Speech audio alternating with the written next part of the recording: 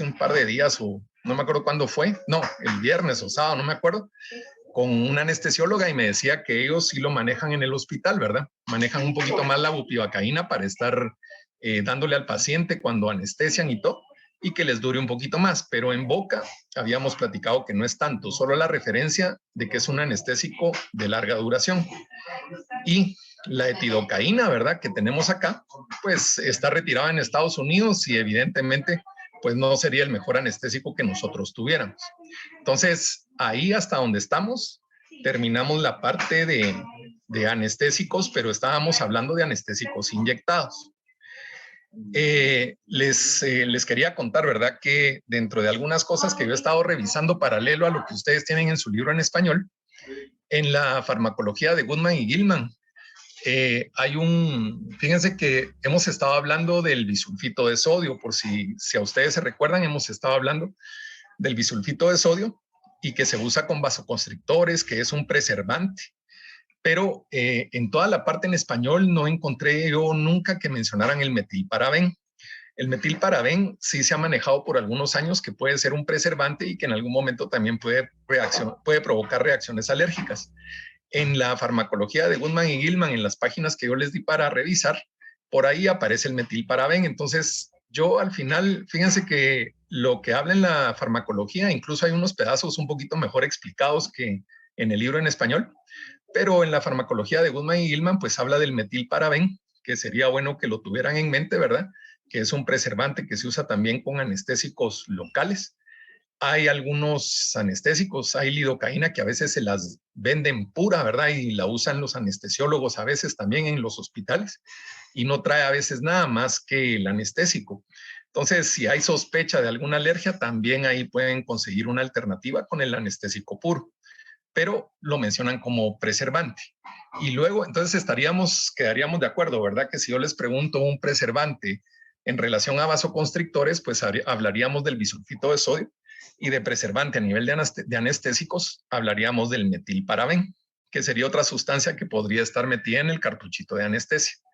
Y lo otro que hace la farmacología de Goodman y Gilman es que tal vez hay una parte cuando hablamos del capítulo 1, que era la transmisión nerviosa, donde ahí dan un poquito más de detalle de cómo se bloquea el sodio, son un poquito más específicos en algunas situaciones, pero en general es el proceso que estuvimos hablando, ¿verdad?, de cómo el anestésico bloquea la entrada de sodio al nervio. Entonces, eso más o menos. Y en la versión en inglés del libro que ustedes están leyendo, todo está muy similar porque el conocimiento es bastante básico, está muy similar. Y solo hay una parte donde, a diferencia de la edición en español, que es 2011, y esta otra es 2020, en la del 2020 hacen referencia a un revertidor de la anestesia en el año 2020, ¿verdad? Que en el año 2011 todavía estaba como en estudio, pero ahora ya existe, ya está disponible, incluso en depósitos aquí en Guatemala. Entonces, al final de este capítulo yo les hablo un poquito del revertidor, pero es básicamente la diferencia que existe, al menos en estos 4 capítulos, en lo que es la versión en inglés y en español. Entonces, bueno, ahí siguen los perritos, ¿verdad?, que se trató de hacer para diferentes deportes. Y yo aquí necesitaría que tal vez nos pusiéramos de acuerdo. Una es que yo les diga que lo calculen, otra es que lo vayamos viendo juntos, pero sí necesitaba que les siguiera quedando claro. ¿Se acuerdan que en la última clase yo les dije, de repente les pongo un problema y tal vez ustedes lo resuelven? Por ahí platicando con Diego, me decía él que ni se me ocurriera pedirles que prendan la cámara, porque me dijo, mire, doctor, no pida prender la cámara, ¿verdad? Entonces digo yo, bueno, está bueno, no vamos a pedir prender la cámara. Pero, ¿cómo se llama? Ustedes me dirán. El problema, hagan de cuenta que esto es como que estemos sentados haciendo el examen, la evaluación, y entonces todo esto ya platicamos, ¿verdad?, que más o menos así va a venir una pregunta. Puede ser que sean 2 o 3 porque lo podemos hacer con los 3 anestésicos. No sé, ¿verdad?, si ustedes quieren intentar hacerlo solitos o quieren que revisemos nada más como recordatorio, pero el tema es que sí tienen que manejar ciertos datos para contestar la pregunta porque no todos los datos se los voy a dar yo. algunos se los van a tener que recordarlo, ¿verdad? ¿Cuánto es la dosis máxima en lidocaína, verdad? Tenemos que ver lo del peso. Vamos a ver qué me pusieron por acá. Aquí me dicen que revisemos juntos, ¿da ustedes? Y mejor si no les abro las cámaras, ¿verdad? Así me decía Diego, doctor, se va a asustar porque a veces de repente hay un relajo atrás de las cámaras, ¿verdad? Y de verdad es complicado. Miren, entonces hagamos una cosa. Acuérdense que yo les ofrecí pasarles la presentación. Lo único que voy a hacer es, ¿cómo se llama? Que voy a revisar las primeras clases y si puedo voy a ir haciendo unos cuadritos para que cuando hagamos el repaso sea mejor. Entonces les voy a pedir chance que me den un poco de tiempo para hacer esos ajustes y con sus representantes de clase, ¿verdad? Con Leslie y con Diego, yo les voy a mandar a una sección y a la otra, vamos a mandar las diapositivas. Entonces, vamos a, así como ahorita que me están poniendo acá, ¿verdad? Que revisemos juntos, pues no hay ningún problema. Acuérdense, ¿verdad? El problema va a venir así. La mayoría de cosas son mucho relleno, ¿verdad? O sea, es mucho de relleno. Pero yo les puedo hacer esta pregunta con epinefrina, perdón, con articaína y con mepivacaína. Solo recordarse que aquí lo que estamos tratando de saber es una dosis máxima del anestésico. No estamos hablando del vasoconstrictor. Por eso en algún momento, es cierto, dice con epinefrina y uno sin epinefrina, o sin vasoconstrictor. Pero cuando pase eso de que les ponga o no vasoconstrictor, acuérdense que esta dosis máxima aquí estamos revisando más que todo el anestésico y que en el capítulo, como lo dijimos la vez pasada del vasoconstrictor, pues más o menos 10, 11 cartuchos es un límite y que también habría que tomar en cuenta a veces peso, ¿verdad? Pero si el paciente es más chiquito, con los vasoconstrictores también. Y entonces solo como recordatorio, porque es lo último que vamos a tocar de este tema, era que en pacientes sanos ASA 1 o en pacientes ASA 2, muchas veces 10, 11 cartuchos cumplen con el máximo del vasoconstrictor. Por eso dejamos claro que aunque la dosis máxima salga bastante, no siempre es que pueden usar todo lo que les diga este problema. Sin embargo, les dije yo que era orientador, ¿verdad? Para saber que están muy lejos o muy cerca del límite que estén inyectando. Hasta ahí espero yo que estemos claros y que cuando hagamos este examen, si les sale una cantidad muy grande, que no es como licencia para poner tantos cartuchos, tienen que fijarse si trae vasoconstrictor y no pasarse de cierto número. Y que también, como habíamos platicado, no necesariamente los tratamientos van a necesitar una cantidad exagerada, que era muy tranquilizante cuando ustedes sabían que habían usado 5 cartuchos y la cantidad máxima eran 20, sabían que estaban muy lejos de un problema tóxico, ¿verdad? Entonces, aquí, de este problema, de lo que más interesa es las libras de peso para hacer el cálculo. Y entonces voy a resolver al mismo tiempo, vamos a resolver con articaína y con mepivacaína. El mismo problema, solo que cambiando el anestésico. Entonces, acá, solo déjenme que cambie, que no sé por qué se me bloquea ahí. Vaya, miren pues, lo que nos interesa saber acá es en un paciente de 235 libras de peso, ¿cuánto de lidocaína? Vamos a hacer una segunda respuesta con articaína y una tercera con mepivacaína. Entonces, lo primerito que van a tener que hacer es cambiar las libras a kilos porque la fórmula de aquí abajo está en kilos. Entonces, no se pueden confundir en usar el dato en libras. Entonces, aquí, para recordar esto, ustedes tienen que tener en la cabeza el 2.2 libras, que es lo mismo que 1 kilo de peso. Y en las dosis máximas, estas que son las de cajón, que esas no se las voy a escribir yo, o sea, yo no les pondría en el problema, recuerden que la lidocaína son 7 miligramos por kilo, la articaína 7 miligramos y la otra 6.6. O sea, la pregunta va a venir más o menos como dice arriba, ¿verdad? ¿Cuál es la dosis máxima en lidocaína en un paciente de 235 libras de peso? Y lo mismo con los otros anestésicos. Entonces, tienen que saber ustedes las libras y los miligramos de la dosis máxima. Y tienen que saber que si les digo lidocaína son 36 miligramos por cartucho, el otro 72 y el otro 54.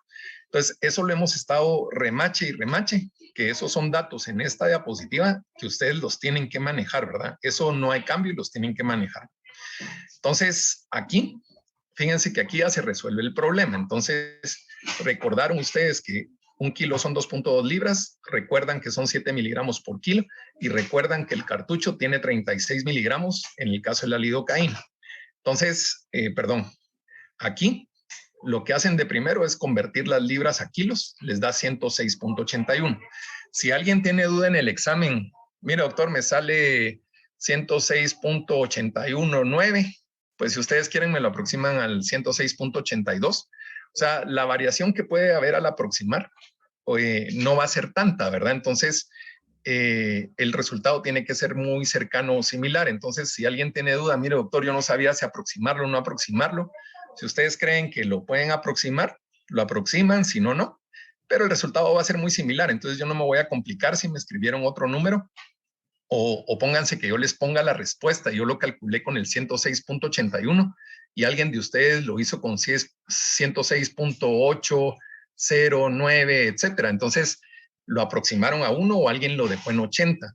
Y si yo les pongo la respuesta, tengan la seguridad que no les voy a poner una respuesta tan cercana, ¿verdad? Un resultado tan estrecho al otro, sino que tendrían ustedes que identificar, esta es la que corresponde al problema porque es la más cercana a lo que estamos calculando. Entonces no se vayan a preocupar tanto porque los resultados sean muy parecidos, porque no va a ser así. Ustedes van a encontrar cómo diferenciar independientemente que aproximen o no aproximen. Entonces, la lidocaína para resolver este problema y que les he estado diciendo que yo les voy a pedir 2 respuestas, entonces es fácil, ¿verdad? Ustedes multiplican 106, que son los kilos, por 7 y les da esta cantidad.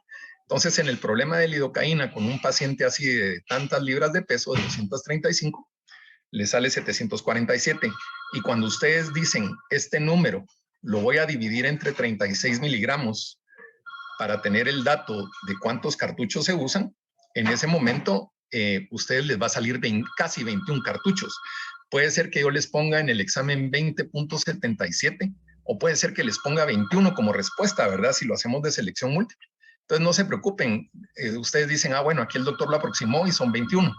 Entonces aquí vamos a estar pendientes de eso, ¿verdad? Vamos a estar chequeando. Lo dividen en 36 porque era lidocaína. La articaína, ustedes van a tener el mismo dato porque es igual, ¿verdad? 7 miligramos por kilogramo de peso. Van a tener el mismo dato, pero la diferencia es que ahora lo van a dividir en 72. Entonces, 747 dentro de 72 les va a dar 10 cartuchos. Entonces, ahí es razonable que cambie el valor. Puede ser que yo les ponga 10.38 o puede ser que diga yo, aquí se acerca más a 10 y les pongo que 10 cartuchos. Entonces, aproximarlo no va a ser complicado porque van a identificar la respuesta, ¿verdad? O sea, no va a ser demasiado lejos de lo que tengamos. O se los pongo así o se los pongo como 10, pero ustedes van a saber. Igual en la... Ay, perdón, aquí déjenme ver. Yo creo que ahí se los escribí mal. Vamos a hacerlo. Aquí, vamos a ver, la mepivacaína son 6.6 por 106 kilogramos, 106.81. Me da 704. Este problema de abajo con morado está malo. Déjenme que... Vamos a ver. Lo vamos a arreglar. Yo me equivoqué acá. Vamos a ver. Aquí son 704 y son 0.95. Aquí es mepivacaína. Yo me confundí. Vamos a ver. Mepivacaína. Como es 704 por 6.6. Perdón. Son 704.95 miligramos dividido 54, que es lo que tiene el cartucho de mepivacaína. Ahí me dio 13.05. Entonces, este problema no va a ser muy complicado que lo resuelvan, porque es bastante directo, bastante fácil, pero tienen que saberse los datos estos de esta diapositiva, ¿verdad? Las libras y las dosis máxima. Entonces, acá, solo déjenme que lo grabe para que quede de una vez arreglado. Ahí lo vamos a tener y vamos a regresar. Bueno, entonces la mepivacaína también lo resuelve. Yo espero que hasta aquí donde estamos no tengan duda. y si alguien lo quiere practicar en su casa, puede variar valores de libras, ¿verdad? Y con variar las libras ya pueden tener distintas respuestas y practicar, pero eso está fácil de sacar. Ahora, el problema 2, o como les digo, ¿verdad? Si yo saco 3 preguntas del otro, puedo sacar 3 también de esta usando metivacaína, articaína, lidocaína. Y quiero ver, hasta ahí espero yo que vayamos claros. El segundo problema era el que podía prestar a confusión. En este caso, lo segundo que vamos a poner, porque aquí es cuando vamos a mezclar 2 anestésicos. ¿Se acuerdan que aquí lo que pasaba era que el odontólogo puede decidir reforzar con otro anestésico, pero tiene que saber cuánto es lo máximo que puede usar? En este caso, es importante saber las libras del paciente, ¿verdad? Saber que están hablando de tal anestésico y saber con cuál van a reforzar. Entonces, así como está escrito, ¿verdad? Pudiera haber alguna variante, pero yo pudiera ponerme de acuerdo que así lo vamos a escribir. Les pongo yo datos que están en un color verde que realmente son como relleno, ¿verdad? Al final, como les digo, aquí este está sin vasoconstrictor, aquí está con vasoconstrictor, pero realmente lo que nos interesa saber aquí, porque estamos hablando del anestésico, es saber qué es la articaína. Entonces, aquí estamos diciendo que a un paciente de tantas libras que nos va a servir el dato, le pusimos metivacaína, ¿verdad? Aquí dice que le pusimos 2 cartuchos, que es lo que tienen que fijarse cuántos cartuchos le vamos a poner. Yo les puedo poner 4, les puedo poner 5, podemos hacer un caso hipotético que les pongo 8, ¿verdad? Pero la idea es que ustedes sepan que ya pusieron cartucho de algo y que van a reforzar con el otro anestésico. Entonces, las preguntas ahí serían, ¿cuánta articaína más puede recibir este paciente en cartuchos y cuánto es en miligramos? Entonces, aquí, repitiendo la pregunta como hicimos en la clase donde lo vimos, ustedes van a hacer lo mismo que hicieron en el problema anterior, ¿verdad? Calcular la dosis máxima de la metivacaína. Entonces, ahí la van a calcular sabiendo que el cartucho tiene 54 miligramos, sabiendo que es 6.6 por kilo. Y entonces también van a tener que decir, bueno, pero aquí tengo que poner en miligramos cuántos cartuchos. Si yo sé que le puse 2 cartuchos para este problema, 2 cartuchos son 2 por 54 y lo van a tener que poner acá.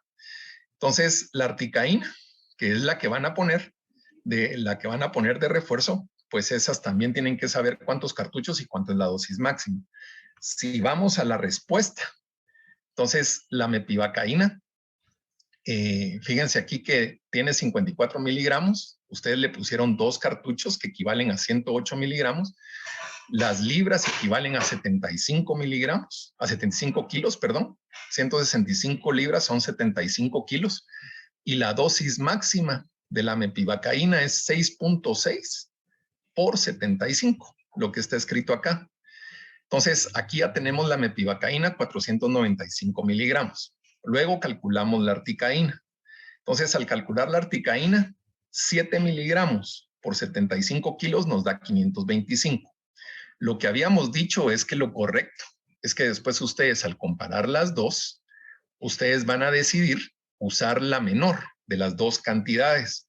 O sea, la menor cantidad que sea, esta tiene su máxima que es 495, esta tiene su máxima que es 525.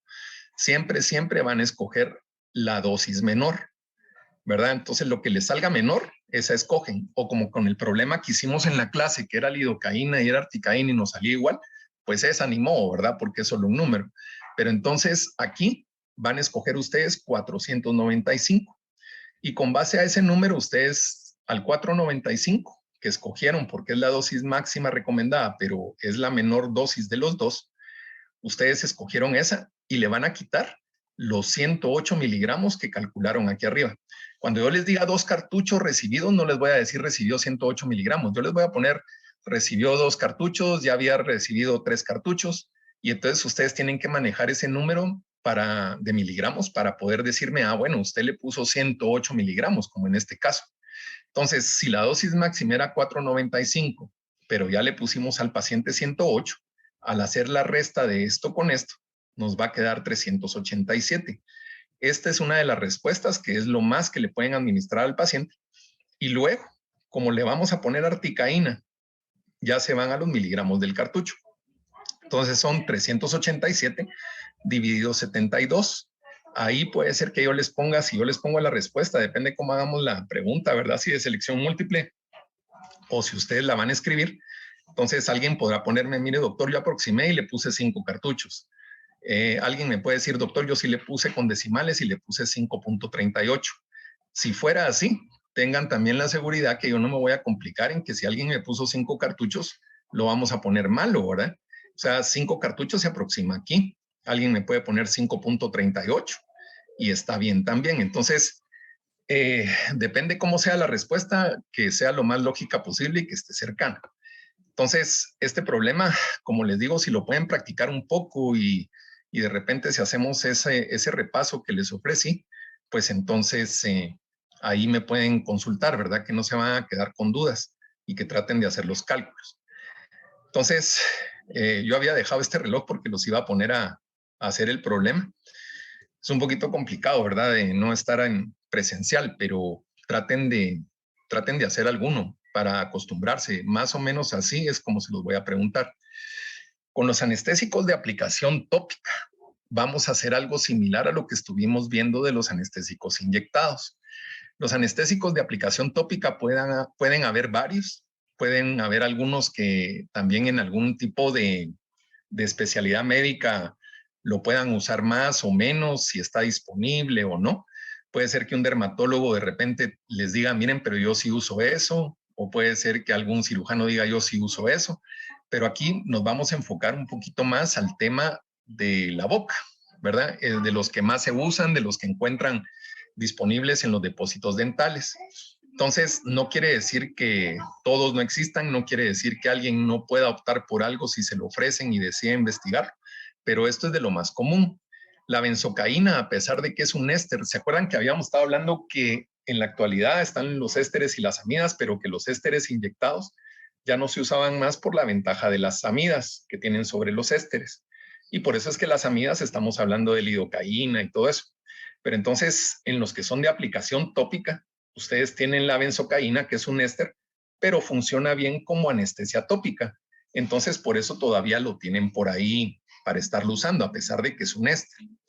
Aquí, fíjense que mencionan a estos, muchos de ellos con algunas ventajas. Este que está aquí abajo, ahí lo vamos a ver despacito, tiene algunas ventajas, pero todavía en odontología de lo que más usan es la benzocaína que teníamos atrás y también usan la lidocaína.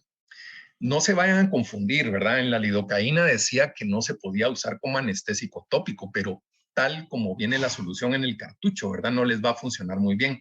Sin embargo, con ciertos porcentajes y ciertos cambios que hacen en el laboratorio, sí se puede usar. Entonces, la que no tienen que usar como anestésico tópico es supuestamente la que ustedes tienen en el cartucho para inyectar.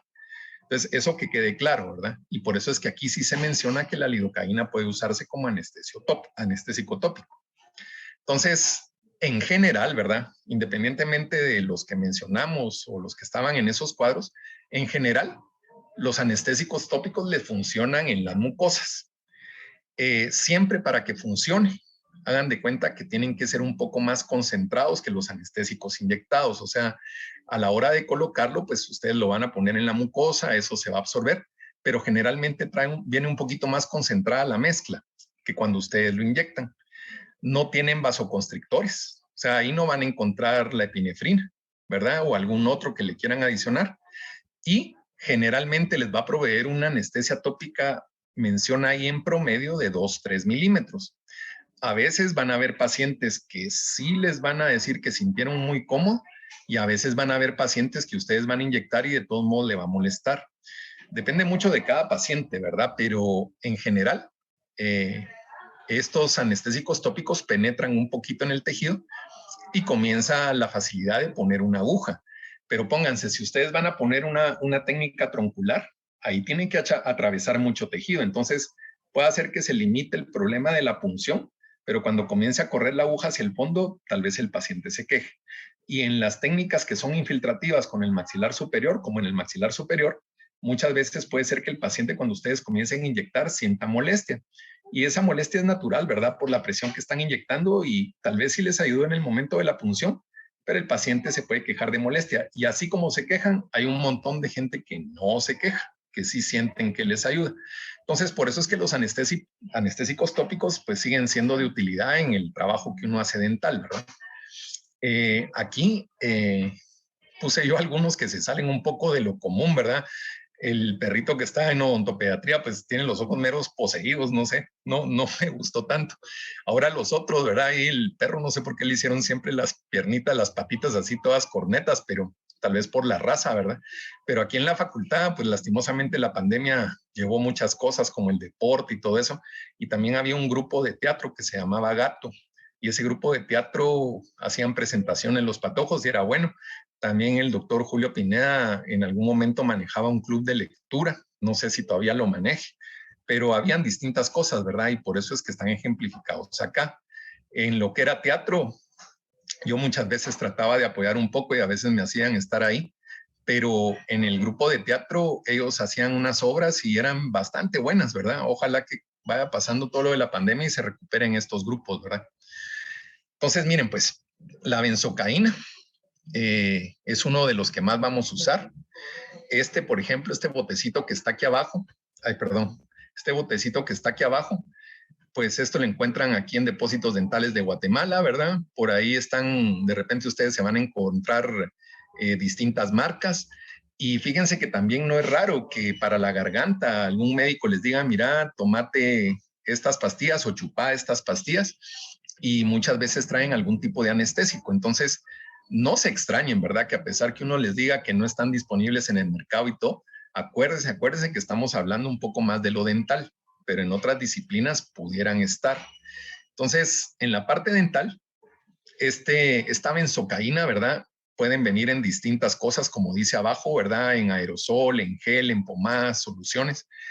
Y es un anestésico bastante bueno, ¿verdad? Ustedes lo ponen en la mucosa, muchas veces dejan más o menos un minuto que esté haciendo efecto ahí. Hay algunos otros que no tienen tanta utilidad, porque por ahí mencionan otros que para que estén funcionando tiene que pasar una hora. Imagínense perder una hora en un consultorio dental esperando a que le hagan un anestésico tópico a un paciente, ¿verdad? Eso no es práctico, no funciona para lo que ustedes tienen que hacer. La benzocaína muchas veces ustedes la ponen un minuto, dejan estar al paciente y después tratan de hacer su inyección. Entonces es un anestésico que les da relativamente rápido el efecto. Ahora, este otro se los puse porque sonaba bastante, pero de lo que más van a usar es benzocaína. Fíjense que aquí también, ¿verdad? Aquí dice que se usa en odontología, que tiene una potencia como la cocaína, pero fíjense que aquí para que comience a actuar pasan como 10 minutos. Ahí es complicado. Si ustedes tienen un paciente y van con sus citas muy apretadas y todo, 10 minutos ya es bastante tiempo. Y también en algún momento en su libro también menciona que en algunas partes, ¿verdad?, del mundo ya no está disponible. Entonces puede ser que lo encuentren, puede ser que no, pero seguro en los depósitos dentales van a encontrar benzocaína y es una excelente opción, ¿verdad? Este que les dije yo que les iba a decir, este se llama EMLA. Tal vez aquí lo que tenemos que ver, ¿verdad? Que es una mezcla. EMLA, por su escritura en inglés, por eso se llama EMLA, ¿verdad? Y lo leen ustedes. Esta mezcla eutéctica lo que significa es que a nivel de la estructura química, ellos logran hacer una combinación de anestésicos y por eso le llaman mezcla eutéctica, pero es a nivel de ciertos radicales y cierta estructura en la composición química del anestésico, mezclan a veces algunos y entonces les funciona. Ahora fíjense que casi siempre, ¿verdad? Ustedes van a leer que habla de lidocaína y prilocaína. Dice que tiene muchas perspectivas a futuro en algunos ensayos clínicos, pero en lo que lo aplican mucho es a veces en parches y entonces le ponen un parche a un agente en la piel y después lo quitan y muchas veces le pueden inyectar y le quitan cierta molestia. Entonces, no es que sea de un uso generalizado en odontología. Cuando yo pongo ahí que tiene buenas perspectivas a futuro es porque sí hacen algunos estudios y tratan de ver si se aplica, si funciona y de repente pueda tener un uso mayor a futuro. Pero en la actualidad no es lo que más se usa en odontología también. La lidocaína, aquí sí, miren, aquí sí. Fíjense que ahí les ponen al 5% y le ponen al 2%. Entonces, la lidocaína se la puede encontrar en diversas concentraciones, incluso por ahí hay otras más grandes. Pero entonces la lidocaína, esa la usan muchísimo para su inyección, que es lo que habíamos platicado. y también es una opción junto con la benzocaína de usarla tópicamente, pero tiene que estar más concentrada. Entonces, muchas veces ustedes comienzan a caminar y fíjense que les voy a poner el ejemplo. Por decirles, ¿verdad? Si ustedes la usan al 2%, más o menos esa es la concentración que ustedes tienen en su cartucho. Y entonces aquí menciona que penetra en tejidos y todo, pero muchas veces en el mercado la van a encontrar más al 5%, está un poquito más concentrada. Y entonces aquí una de las cosas es que lo encuentran en gel, ¿verdad? Esta es una marca comercial y lo encuentran al 5%. Entonces, ustedes lo van a poner y yo abajo les puse las indicaciones, pero eso no tiene mucha ciencia, ¿verdad? O sea, básicamente lo que tratan ustedes de hacer es que al paciente le moleste menos la inyección. Otro uso, ¿verdad? Y si lo leen al final, es que hay pacientes que a veces les da náusea el tomar una impresión con alginato o el poner una radiografía en el área posterior por paladar. Entonces, estos anestésicos tópicos a veces se pueden colocar y el paciente tiene menos reflejo nauseoso. Entonces, pudiera hacer algo, ¿verdad? Si alguien tiene un paciente, si lo quieren ver de una forma práctica, aparte de la inyección, si tienen un paciente que no les colabore mucho, puede ser una opción, ¿verdad? El ponerle anestésico tópico y tomar la impresión o tomar la radiografía. Entonces, este anestésico al 5% de lidocaína está disponible en el mercado, ¿verdad? Y ahí abajo, ¿verdad? Yo lo recorté por ahí. Y fíjense que la anestesia comienza entre 2 a 5 minutos, entonces es relativamente rápido también, ¿verdad? Así como la benzocaína, les decía, yo la pueden poner 1 minuto, alguien la podrá dejar 2, pero es un tiempo relativamente rápido. Entonces, más o menos de lo que estamos hablando, estaríamos como sacando en resumen que de los más utilizados es la benzocaína y tienen una opción en la lidocaína también. Este se los puse porque este se lo van a encontrar, ¿verdad? Este se los puse y fíjense que aquí van a tener un spray. Hay muchas personas que los usan, por ejemplo, los otorrinos, van a examinar garganta, van a ver, ellos usan un espejo parecido al que usamos nosotros, al número 5, solo que con un mango más largo. A veces puede ser un poquito mayor el diámetro del espejo y lo llevan hasta atrás y revisan. Y muchos pacientes también le da malestar. Entonces no es raro que el otorrino venga y les deje ir spray ahí al final para que se les duerma un poquito toda esa parte de la garganta y que puedan manipular llevando un espejo para revisar o si quieren tocar algo, ¿verdad? En odontología hay muchos profesionales que a veces prefieren no usar el spray porque mencionan que con la pomada es más controlado el lugar donde lo ponen y que el spray se puede ir para muchos lugares y que de repente pueda tener efectos más tóxicos. Si ustedes lo manejan apropiadamente y con el mayor cuidado posible, pues no debería haber un problema. Pero sí se pueden topar con gente que no le guste usar spray. Entonces ahí les diría yo, pueden tenerlo en la clínica, les puede funcionar, pueden tener sus geles o sus pomadas de los otros anestésicos y en algún momento la práctica les va a dar cuál es el que mejor les funciona. Pero sí hay algunos profesionales que no les gusta el spray por esa razón, porque pierden el control de hasta dónde llega la pulverización del spray, ¿verdad? Entonces, fíjense ustedes que ahí las indicaciones, pues, igual que los otros, ¿verdad? O sea, por un lado les puede ayudar con, igual que los otros tópicos, ¿verdad? Aquí se suman otras, pero pueden poner una inyección, ¿verdad?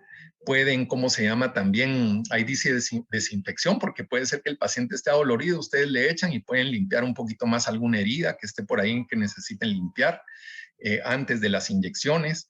Si, por ejemplo, aparece un niño por ahí con una pieza dental que ya está bien reabsorbida, ¿verdad? O con una pieza que por un problema periodontal esté súper móvil. A veces hay gente que con anestesia tópica logra solo retirar el dientecito. Entonces puede ser un uso también. Cuando ustedes están a veces ajustando coronas, ¿verdad? Que todavía no la tienen bien ajustada, necesitan revisar los márgenes. Entonces a veces también pueden ponerle al paciente en vez de inyectarlo y entonces les ayuda. Y cuando ponen bandas en ortodoncia, pero hagan de cuenta que los usos pueden ser mucho más que los que están ahí, solo depende de la actividad a la que ustedes más se dediquen. Y también dice ahí los abscesos, porque a veces pueden hacer una incisión en la mucosa y drenar el absceso, o dice antes de un raspado, ¿verdad? Que se refiere a los detartrajes y todo eso, entonces, o curetajes, y pudiera ser que les funcione. Pero entonces la casa comercial les va a decir muchos usos y ustedes tendrán que ver, ¿verdad? Entonces es efectivo. Y fíjense que aquí era de lo que me interesaba también un poquito, ¿verdad? O sea, también tiene una acción rápida de 2 a 5 minutos, obtienen la anestesia y esa se va a pasar en 10, 20 minutos. Entonces, es muy parecido a lo que estábamos viendo en pomada de la benzocaína o en gel de la lidocaína. Entonces, esto lo venden en depósitos dentales aquí en Guatemala, lo van a encontrar, se los van a ofrecer y a alguien le puede gustar su uso y hacerlo con el mayor cuidado posible, ¿verdad? Siempre, siempre, ¿verdad? Van a tener ustedes, yo traté de copiar aquí el inserto, ¿verdad? De lo que trae el spray.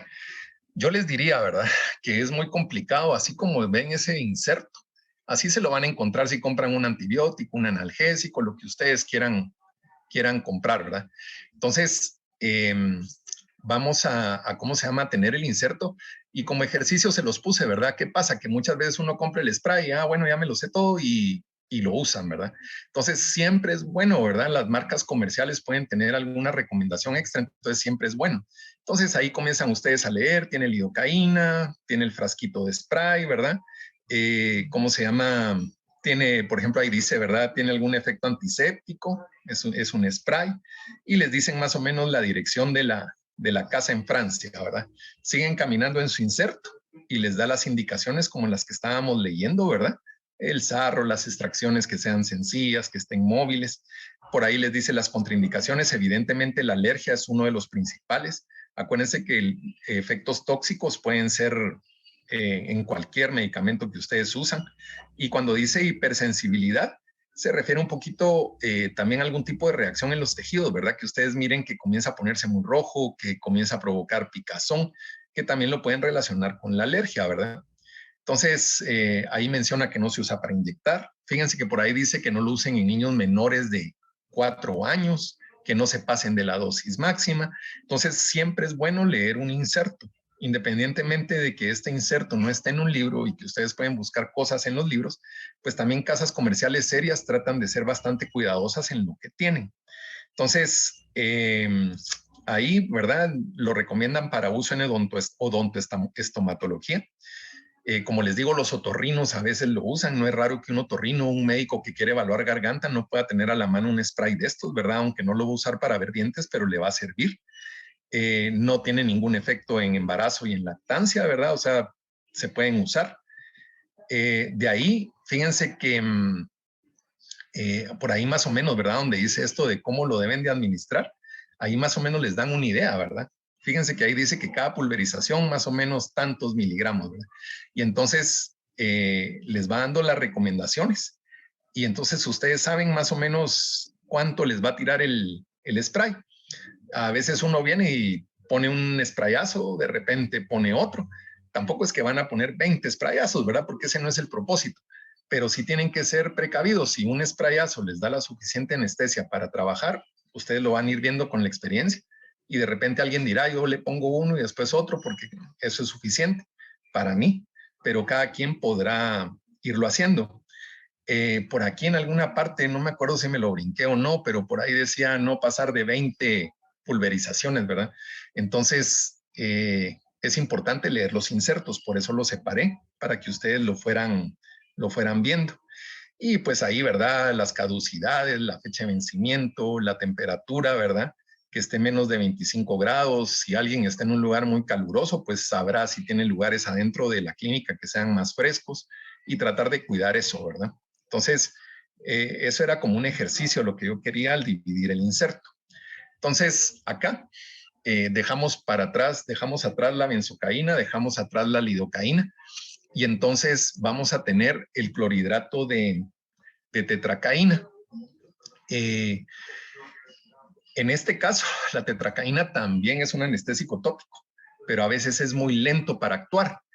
En uno de los capítulos yo les dije que la latencia era el momento donde entraba el medicamento al organismo o que lo aplican y el tiempo que camina para que haga efecto. Entonces pónganse, eso es lo que hemos estado hablando, ¿verdad? De repente 2 minutos es un tiempo prudencial, pero de repente 10, 20, una hora puede ser un tiempo que les complique en la consulta. Entonces, por eso es que muchos de esos están mencionados, pero no se usan, ¿verdad?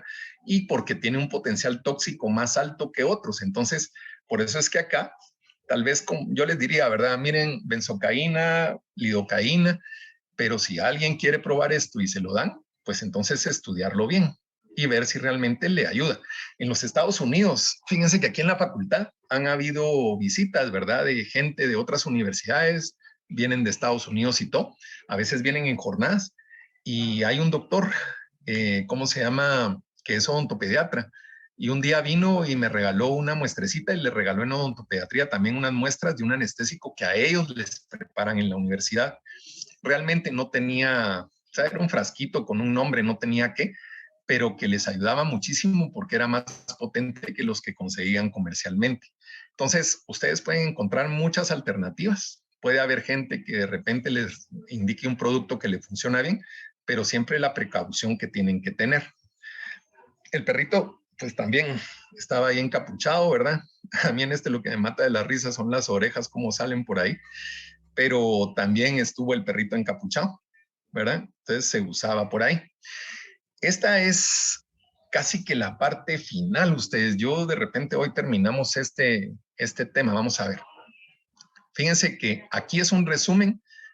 Va terminando el capítulo y les habló de anestésicos inyectados, les habló de anestésicos tópicos. Tienen una opción con un anestésico en pomada, gel, pero también en spray, ¿verdad? Entonces ustedes tienen posibilidades para usarlos en el paciente, siempre con el mayor cuidado posible y tratando de usar las dosis mínimas que para ese paciente les funcione, siempre con cuidado. Entonces, miren, pues aquí hay un cuadro casi al final del libro, solo déjenme ver, hay un cuadro casi al final del libro. Entonces, ¿qué es lo que pasa, verdad? ¿Cómo van ustedes al final de que leyeron todo esto y que estuvimos pasando por las clases? ¿Qué va a pasar, verdad? O sea, ustedes necesitan un anestésico que les dure.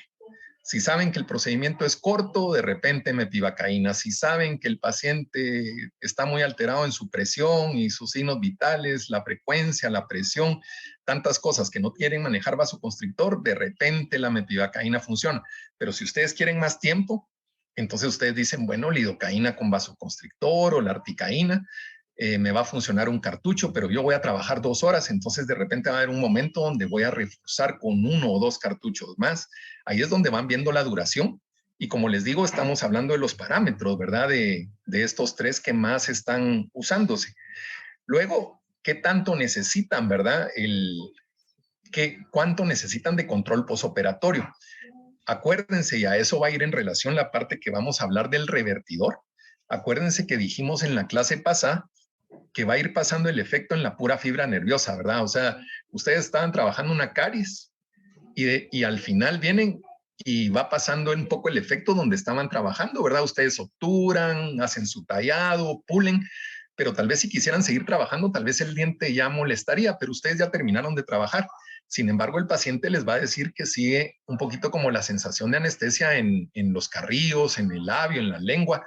O sea, puede tener una sensación de anestesia. Entonces, habíamos tratado de quedar claros en una clase que lo que primero se quita de efecto es donde ustedes estaban trabajando, en la pieza dental, pero que en los tejidos blandos, pónganse, a veces hay gente que después de 2 horas les dice que todavía sentía esa sensación, ¿verdad?, de anestesia, otros que 3 horas, y depende un poco del paciente, pero lo que tenemos que quedar claros es que los tejidos blandos van a ir respondiendo más lento a esa sensación que se tiene que quitar de la anestesia. Entonces, en el dolor posoperatorio, si ustedes calculan que terminando al paciente ya le va a doler, puede ser que su anestesia todavía les está dando un efecto y el paciente va a estar tranquilo 1 o 2 horas y ya le van recetando su analgésico, ¿verdad? Que ese es otro tema, ¿verdad? No olvidar que vamos a tener analgésicos. Pero también puede ser que el paciente les diga, mire doctor, yo ahorita me voy, pero usted me hizo una operación aquí en el labio, pero en lo que llego a mi casa me toma como 2 horas y no puedo pasar a ningún lado. Y de repente ustedes le digan, mire, le voy a reforzar un poquito, así va a tener más anestesia. Entonces, ustedes pueden tomar decisiones, ¿verdad? No se olviden de los analgésicos, pero la cantidad de tiempo que pasa de cuando el paciente se va a que se quite la anestesia puede durar minutos, puede durar horas, depende de lo que hayan puesto. Entonces, ahí es donde ustedes evalúan ese control analgésico. Muchas veces hacen una extracción y ustedes están casi seguros que el paciente dentro de 1 hora todavía va a tener anestesia. Le dicen, mire, cuando tire la gasa, tómese el analgésico. O pasa mucho en las clínicas que ustedes antes de poner la gasa, ya sea que le pidan al paciente que ustedes tienen alguna muestra de medicamento, y le dicen, mire, vamos a aprovechar y antes de poner la gasa vamos a dar esta pastilla para que le comience a hacer efecto. Entonces, este tema posoperatorio, ¿verdad? La analgesia, no solo en operaciones, sino también cuando se hacen cavidades profundas, TCRs, ¿verdad? Los tratamientos de conductos radiculares, pues a eso se refiere esto, de cómo van a escoger el anestésico. Cuando dice ahí automutilación, es lo que hemos platicado con niños o a veces con adultos mayores, o puede pasar con un adulto que no se da cuenta que se puede hacer daño si los tejidos blandos están todavía anestesiados. Entonces se pueden morder el labio, pueden morderse la lengua. Entonces es donde ustedes tienen que dar indicaciones. Y por eso vamos a mencionar este revertidor, a pesar de que no es lo que usa todo el mundo a cada rato. Y los requisitos de hemostasia es dependiendo también, ¿verdad? Ustedes necesitan un campo, entre comillas, como hemos platicado, más seco, pues ver qué tanto les ayuda su anestésico. Solo con ver el punto 4, ustedes dicen, bueno, para hemostasia me ayuda más el que tiene vasoconstrictor que el que no lo tiene. Si el paciente no tiene problemas, aunque el procedimiento va a ser quitar una verruguita en el labio, pero ustedes saben que la metivacaína no les va a dar tanta vasoconstricción, sino porque no dilata tanto, pero no les va a ayudar tanto, pueden inyectar con vasoconstrictor. Entonces la hemostasia la pueden considerar. Y lo otro es cuando se habla de las contraindicaciones, ¿verdad? Absolutas o relativas, que lo vimos en un cuadro, ¿verdad? Y ahí era donde se hablaba, por ejemplo, ¿verdad? Que si había alergia al tipo de anestesia, ¿verdad? A un éster usaban una amida, que si, por ejemplo, era alérgico al bisulfito, que es el preservante en el vasoconstrictor, o de repente el que mencionamos hoy, que es el metilparabén en el anestésico, si se sospecha de una alergia de esas, ustedes tratan de usar un anestésico más puro. Los anestesiólogos tienen botecitos más grandes, o sea, no es el cartucho dental, ellos tienen botes más grandes y a veces en esos botes los sacan con jeringas de las normales para inyectar, no jeringas dentales, y ellos están administrando esos anestésicos. Y esos botecitos a veces se vencen un poco más rápido porque no tienen preservantes, pero les da la ventaja a veces de tener, por ejemplo, una lidocaína muy pura, ¿verdad? Entonces pueden evitar algunos preservantes. Y dentro de lo que hemos estado revisando, que las amidas y que entre esas está la lidocaína, es muy raro una reacción alérgica, ¿verdad? Es muy raro. Muchas veces más se debe a los preservantes. Si yo viniera en el examen y les quisiera recalcar un poquito eso, yo les haría una pregunta y les diría, bueno, en el cartucho de anestesia hay varias sustancias. ¿Cuáles son las que con probabilidad podrían darles más reacciones de algún tipo de alergia? Y si yo les pongo los incisos, ¿verdad? El anestésico, les pongo el bisulfito o de repente les pongo el metilparabén, alguien dirá, bueno, esas dos, ¿verdad? El metilparabén y el bisulfito que dijo el doctor que son algunos preservantes, tienen más chance, ¿verdad? Entonces, por ahí el inciso D diría A y B son correctas, por ejemplo, ¿verdad? Porque las dos, o puede ser que solo les ponga una y los otros son distractores, pero en el caso de contraindicaciones, acuérdense de eso, ¿verdad? Hay algunas absolutas y las relativas tienen que ver un poco con la evaluación médica y todo lo que ustedes están viendo en su paciente. Entonces, una de las recomendaciones al final es que no se casen solo con un anestésico, que en la clínica puedan tener opciones. De lo más lógico es tener metivacaína cuando no necesitan vasoconstrictor. Puede ser alguien que quiera tener lidocaína y metivacaína nada más. Puede ser alguien que quiera tener metivacaína y articaína porque le gusta más.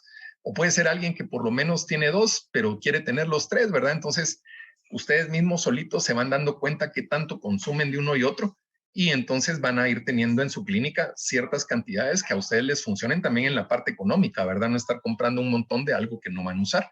Entonces, por lo menos tener dos, ¿verdad? Y aquí tenemos excelentes opciones, la metivacaína, que no tiene vasoconstrictor, y alguna de las dos que tenemos ahí arriba. Entonces, siempre tener opciones, ¿verdad?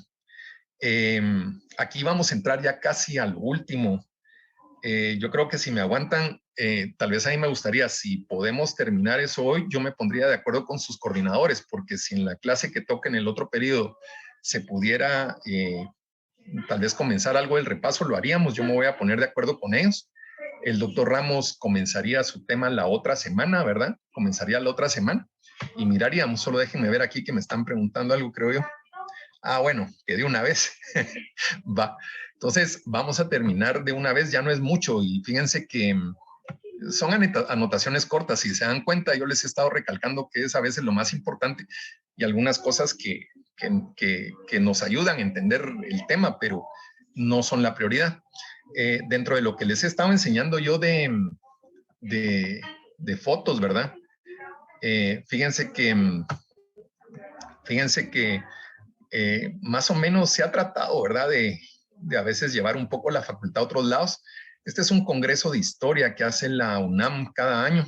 Aquí hubo una presentación en el 2020 donde se habló de la cirugía maxilofacial en Guatemala.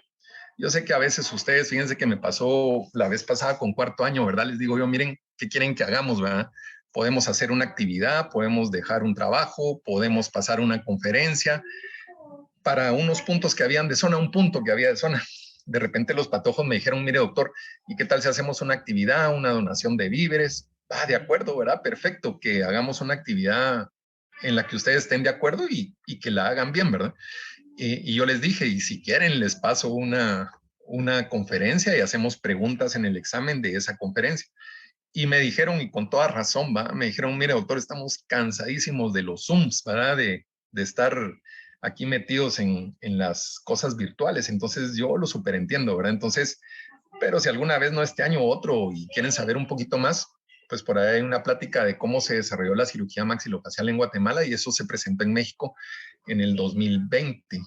Y en el 2021 se volvió a presentar y el tema giraba alrededor igual siempre de historia, de la odontología, ¿verdad? Pero entonces en esa ocasión se presenta el tema de la odontología en Guatemala. Todo eso que estuvimos hablando del perrito y todas esas cosas, yo sé que a veces hay personas que les gusta y otras que no, pero sí no podemos olvidarnos de la historia, ¿va? Ustedes, eso es importante. Entonces yo aquí les puse unas fotos antes de entrar a lo último. Fíjense que esta es la primera clínica, si ustedes lo leen ahí, es la primera clínica del Instituto Dental. Acuérdense que la facultad comenzó en 1895 como Instituto Dental, no se llamaba Facultad de Odontología.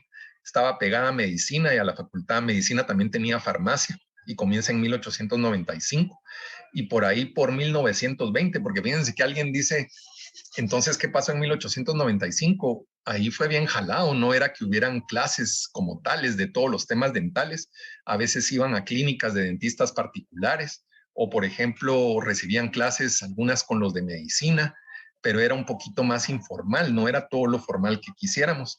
Entonces, fíjense, esa es la primera clínica en 1920 de atención dental pública, ¿verdad? Anexa al Hospital San Juan de Dios. El doctor Asensio, que fue el primer decano, fue el encargado de esa clínica. Bueno, y en este tiempo del Instituto Dental, el pensum era de 3 años. Luego, en 1925, el doctor Asensio tuvo una participación muy importante en todo el desarrollo de la odontología y le cambiaron el nombre, ya no era Instituto Dental, ahora era Escuela Dental. Y esa escuela, su pensum cambió a 4 años. Entonces ya fueron subiendo. Luego en 1930 el pensum se incrementó a 5 años. Esta es una foto en instalaciones de la zona 1 y eso fue en 1930. Ya no se llamó escuela dental, se llamó escuela de odontología. Y en 1940 en este edificio que está en la zona 1 en el Paraninfo, el antiguo edificio de la facultad que todavía pertenece a la facultad y se sigue usando para, ahí sí que para muchas cosas, para guardar bienes porque está muy deteriorado, entonces requiere muchos millones para arreglarlo y no se tienen. En ese año, 1940, el pensum pasa a 6 años. Entonces, esas partes de la historia a veces es bonito verlas y conocerlas. Y este doctor, como les digo, muy importante, el doctor Asensio, fue el primer egresado del Instituto Dental. O sea, de cuando comienza en 1895, el doctor Asensio fue el primer egresado. Es el primer colegiado a nivel profesional, ¿verdad? Fue el colegiado número 1, ahorita van como por el 5,000, creo yo, no somos muchos. Y fue el primer decano en 1940. Entonces prácticamente tenemos aquí enfrente al número 1, ¿verdad? Tenía muchas cosas que coincidían. Entonces son detalles de la historia que se pueden ahondar, hay más cosas en la historia. Ahora, para terminar el tema hoy, esto también nos lo vamos a llevar muy rápido.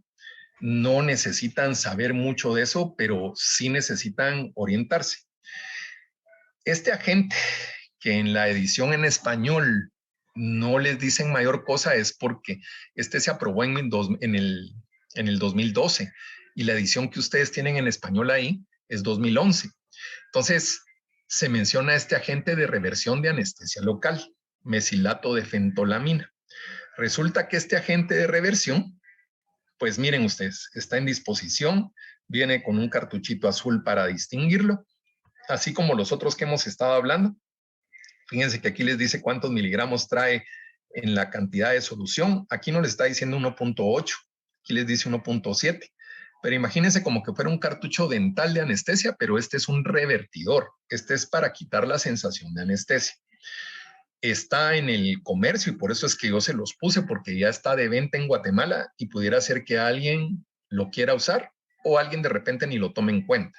Hay mucha gente que ha trabajado toda su vida sin este tipo de revertidores y no es que sea malo, ¿verdad? Pero ya decidirá cada quien en lo profesional si le ayuda o no le ayuda, ¿verdad? Y tiene que tener sus precauciones. Esto lo vamos a pasar muy rápido porque no se trata de leer todo. Esta es parte de las indicaciones que hay, pero al final tiene un nombre comercial que se llama Oraverse. Ustedes lo encuentran, no sé si está en todos los depósitos, pero en Infosa lo encuentran. Entonces, esto viene en el tubito, viene en solución inyectable.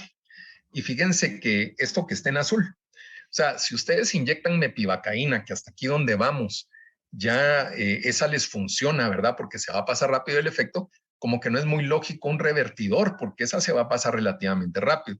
Entonces, una de las indicaciones es cuando ustedes ponen anestesia, pero con vasoconstrictor, que ustedes saben que de repente van a pasar 1 hora, 2 horas o hasta 3, con la sensación de dormido en los tejidos blandos, ¿verdad? Labios, lengua, pudiera ser que de repente un poco el carrillo. Pero entonces, una de las indicaciones de los revertidores es en anestésicos que van a durar más. Entonces, con metivacaína, pues no lo piensan mucho porque no lo necesitarían, ese va a pasar más rápido. Ahora, vienen y lo encuentran disponible, ¿verdad? Y yo les busqué aquí el precio. No sé si está actualizado porque me encontré por ahí uno de oferta de 400 y pico. Pero pónganse que cuesta 624 la caja de 10 cartuchos, hay cajas de 50 también. Y entonces, ahí están hablando que por lo menos les cuesta 60 quetzales, 62 cada cartucho. ¿Será que si ustedes hicieron una obturación, están en un área rural o en una región, o sea, tal vez no son pacientes de un alto nivel económico y ustedes le cobran 150 por una obturación?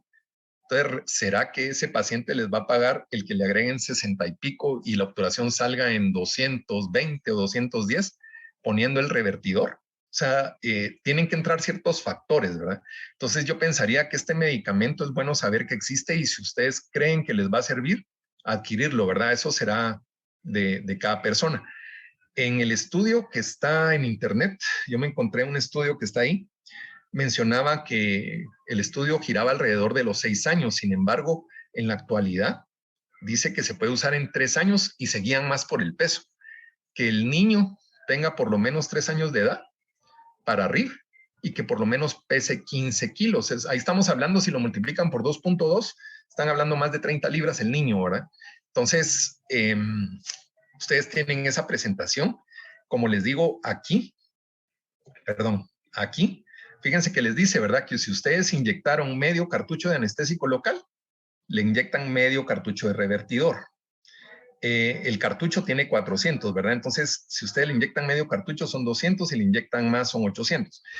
Este revertidor no es tanto que yo les vaya a preguntar todo esto, ¿verdad? Que los miligramos, que cuánto si le ponen medio cartucho, cuánto si máximo. Es importante que lo conozcan y que tal vez en general sepan que ¿cómo se llama? Tiene 400 microgramos el cartucho. Si se fijan en el cartucho de vidrio, no dice 400 microgramos, dice 0.4 miligramos, que era aquel tema de mezclar las medidas y que ustedes las pueden convertir. El cartucho dice 0.4 miligramos, pero el estudio de este mismo anestésico se los pone en microgramos. Entonces, por eso pueden haber ciertas cosas. Yo les dije a ustedes que yo iba a manejar un poquito más en vasoconstrictores microgramos y tratar de no confundirlos con distintas cantidades, ponérselas en gramos, en miligramos. Entonces, este tiene una cantidad. Entonces, ahí les da más o menos una idea, ¿verdad? Y que la dosis máxima son 2 cartuchos. Entonces, si ponen medio, usar medio de revertidor. Si ponen uno, uno. Y si ponen dos, dos. Y les comienza a hablar desde los 6 a los 11 años, a pesar de que en la caja que ustedes encuentran ahora dice a partir de los 3 años. Entonces, aquí les ponen alguna cosa por peso. Al final paran cayendo en el medio cartucho, el cartucho, los 2 cartuchos. Y entonces, Fíjense que aquí dice, no se ha establecido la eficacia de hora versa en niños menores de 6 años de edad. Esto estaba escrito en el 2012. Producto dental que ustedes encuentran ahora habla desde los 3 años. Pero incluso en este estudio que están ustedes viendo, también hicieron pruebas en niños de 3 años. Entonces, hay una cierta contradicción de lo que ponen, pero en la actualidad la caja dice 3 años en adelante. Ese medicamento, el que ustedes inyectan, se metaboliza en el hígado, ¿verdad? Y cómo se llama, si el paciente, igual que los anestésicos, ¿verdad? Si se metabolizan en el hígado hay que tener cierta precaución. Y a nivel renal se excreta muy poquito, entonces no hay tanto problema con los pacientes con insuficiencia renal. Y los pacientes que son de edad avanzada, que ustedes puedan decir, bueno, pero ese paciente está así, asá, tiene estas enfermedades, dice que este revertidor en general no necesitan ajustarle dosis, sino lo pueden usar como estábamos hablando. Medio cartucho, usar medio cartucho, 1, 2. Y yo les soy franco, este no lo he usado yo nunca. Habrá algunas gentes que puedan tener más experiencia en eso. Y generalmente al paciente se le pasa el efecto, pero les digo, tiene que ver el aspecto económico, ¿verdad? El tratar de ver qué tanto le encarece a uno un procedimiento y si el paciente lo va a pagar, ¿verdad? Entonces, si no es rentable el usar eso o aumenta mucho costo, pues de repente pues dejan que el paciente tenga cuidado, explicarle a los papás que el niño no se muerda y tener las precauciones que se han tenido toda la vida. Siempre aquí recomiendan aspirar antes, como en cualquier anestésico, y cuando estén inyectando también vuelvan a aspirar para comprobar que no lo están metiendo en un vaso. Y la forma de ponerlo es exactamente la misma en la que van a poner el anestésico local, el que hayan usado. Déjenme ver aquí qué me están diciendo. Mira, las amidas se procesan, aquí me están preguntando, ¿verdad? Elena me está diciendo que cuál es el mejor anestésico inyectado para un paciente con insuficiencia renal. Cualquier paciente que tenga problemas médicos, como yo les dije, tienen que asesorarse a veces un poco por el médico y contarle lo que van a hacer. Las amidas, que son los anestésicos que más hemos estado hablando, se metabolizan en el hígado. Entonces, de preferencia, utilizas algo como la lidocaína, por ejemplo. Acuérdense que la articaína es una mezcla. Si recordamos un poco las clases, la articaína, aunque en su mayoría es una amida, también tiene una mezcla éster. Entonces, ustedes se van a ir un poquito más por las amidas. Entonces, ponete ahí para responder.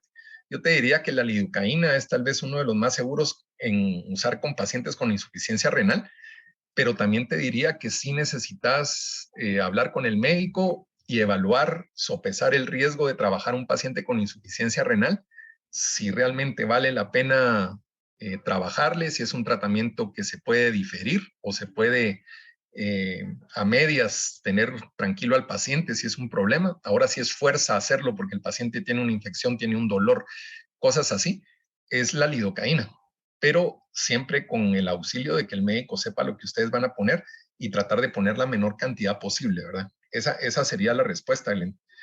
Ahora, como les digo, la técnica para poner este revertidor, si lo pusieron infiltrativo, tratan de poner la inyección de este revertidor ahí. Si ustedes, ¿cómo se llama?, bloquearon en el dentario o aquí abajo en la mandíbula, tratan de llevar el revertidor más o menos al área donde la pusieron. Difícil porque a veces la aguja puede variar un poco y no necesariamente estar en el lugar, pero la tienen que poner tal cual como pusieron la anestesia. Siempre que reviso el chat no me deja caminar, pero vamos a seguir. Y entonces no se recomienda en el embarazo. En la lactancia, lo que hablábamos, ¿verdad? De que la mamá por un tiempo va a tener el anestésico y puede ser que guarde leche para dársela después al niño. Entonces, puede tener o no ventaja, pero no se recomienda en el embarazo. Ahí si el niño está dentro, ¿verdad? Más o menos dura 2 años el cartuchito, ¿verdad? Y como todo puede tener efectos, ¿verdad? Algunos más comunes y otros menos. Fíjense que en esto de los efectos adversos, por lo menos en este revertidor, también no es de que yo les vaya a decir, miren, pues vamos a ver el revertidor y voy a ver que me digan, les voy a poner 3 y a ver cuál. No, este revertidor ¿cómo se llama? No es que no lo conozcan y no es que no lo vayan a aprender, pero en general muchos de los efectos adversos se parecen a muchos medicamentos. Fíjense, ahí está de repente diarrea, de repente taquicardia, dolor de cabeza, son cosas muy generales, ¿verdad? Y fíjense que incluso por ahí hay reportado un poco de parestesia, ¿verdad? Entonces dice uno, pero si esto está revirtiendo, ¿cómo me va a dar parestesia? ¿Cómo va a mantener el paciente algo dormido? Esos casos dice que son muy raros, que son muy, muy raros, y pudiera ser también un problema con la aguja. Acuérdense que al volver a inyectar, ustedes están volviendo a pasar con una aguja, ¿verdad? Entonces, tiene efectos adversos, ¿verdad? Eso es de lo más importante, ¿verdad? Y efectos adversos muy generales, ¿verdad? Parecidos a muchos otros medicamentos. Disminuye la sensación de anestesia y por ahí dice, ¿verdad? Que en ciertos grupos de control en que hicieron estudios con este asunto, más o menos algunos pacientes en vez de estar con la boca dormida 2 horas, estuvieron 1 hora, que si el paciente más o menos uno esperaba que estuviera con la boca dormida 3 horas, pero en los tejidos blandos, ¿verdad? De repente 75, 85 minutos bajó la sensación. Entonces, sí sirve, pero debe de aplicarse bien. Y la evaluación la hacían de que el paciente se riera, que el paciente hablara, que el paciente tomara agua y no se le cayera, que no babiara saliva y que en general se sintiera bien. En el momento que el paciente pudo hacer eso, es cuando tomaron en ese estudio que les había ayudado a revertir esa sensación. Entonces, puede ser útil de repente en algún niño, puede ser útil en algún paciente adulto. Acuérdense que van a haber niños, a veces hay niños con retraso, no le pueden decir no te mordas, a veces lo hacen. Pudiera ser que en casos muy especiales este medicamento les ayude. Entonces, yo la recomendación que les hago es que no lo tomen como que no es necesario usarlo, sino que pudiera ser que en la experiencia de cada uno de ustedes, el medicamento teniendo 2 años de vencimiento, pues ustedes pueden ver a lo largo de 2 años si realmente lo necesitaron y les funciona, ¿verdad? Entonces ahí seguí yo, ¿verdad? En parte de la información y cómo se llama, este texto está revisado en el 2015, cuando se comienza a hacer el 2012, pero el medicamento es relativamente nuevo, ¿verdad? Entonces ya solo para terminar, creo que son 3 diapositivas. Esto se los quería contar. Acuérdense, ya aquí ya terminamos prácticamente el tema. Eh, hay una situación muy especial, ¿verdad? A veces cuando uno entra a las clases de ustedes, cuando se entraba a las clases o entra uno a los laboratorios, sí hay mucho más presencia femenina que masculina. Eso ha ido cambiando con el tiempo. Antes no era tan común, o sea, sí estaban las mujeres, pero había mucho hombre. En la actualidad hay un 60 y tanto, 70%, 65, creo que es 67% de mujeres. Entonces uno entra y hay más mujeres. Esta carrera ha ido cambiando.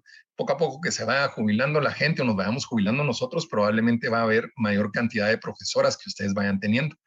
Pero les quería llamar la atención y con eso vamos a terminar. La primera odontóloga guatemalteca no se graduó de la Universidad de San Carlos.